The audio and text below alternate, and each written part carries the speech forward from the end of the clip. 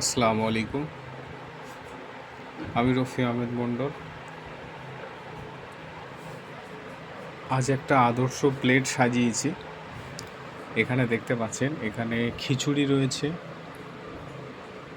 এটা কিনুয়া না? কিনুয়া তো? সুপার ফুড কিনুয়ার খিচুড়ি, সাথে ভেজিটেবলস রয়েছে। আর এখানে স্টিম ভেজিটেবল আলাদা করে একটুখানি রয়েছে, এবং এখানে ডিম রয়েছে।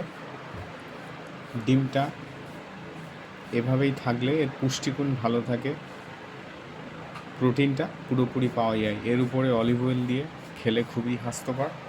এটা হলো মাছের ডিমের চপ, সুস্থকর তেলে ভাজা, হালকা ফ্রাই করা।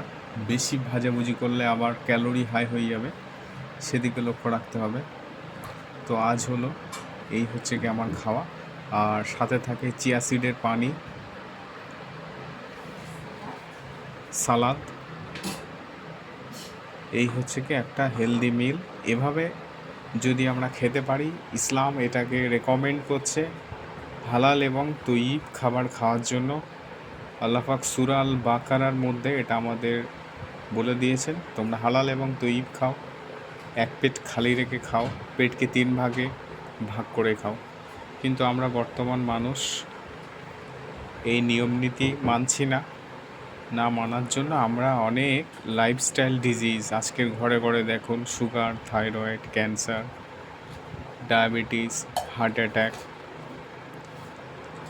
এই রোগগুলোই মানুষ জর্জরিত হচ্ছে। তার একটা কারণ হলো আমাদের বিজি লাইফস্টাইল এবং নিয়ম পালন করছি না। আমাদের খাবারে আমরা টেস্টের জন্য উল্টোপাল্টা খাচ্ছি। তারপরে এক্সারসাইজ করছি না, ভালো চিন্তা ভাবনা করছি না, মানসিক প্রশান্তি চর্চা নেই, সূর্যের রোদে যাচ্ছি না, ঘাসের উপর হাঁটছি না, প্রকৃতির সঙ্গে মিলছি না। এবং একটা টক্সিমিক লোড আমাদের বডির উপরে পড়ছে। একটা সময় সেই লোড থেকে মানুষ বেরোতে পারছে না, একের পর এক রোগে ভুগছে এবং ডাক্তারের দ্বারস্থ হচ্ছে।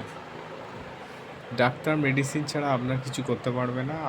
আমি কিন্তু মেডিসিন বা ডাক্তারের বিরুদ্ধে নই, আমাদের এগুলোর প্রয়োজন আছে। কিন্তু আমাদের যদি লাইফস্টাইল আমরা ভালো মেনটেন করতে পারি, ইনশাআল্লাহ ভবিষ্যতে অনেক বড় বড় রোগ থেকে আমরা বেঁচে যাব।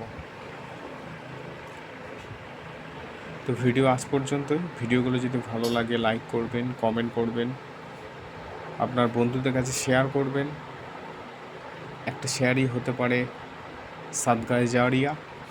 ভালো জিনিস ছড়িয়ে দিতে হবে। আজকাল সোশ্যাল মিডিয়া খুললে নাচ, গান, জাহিলিপনা, খারাপ ভিডিওগুলো জায়গা বেশি বেশি করে নিয়েছে।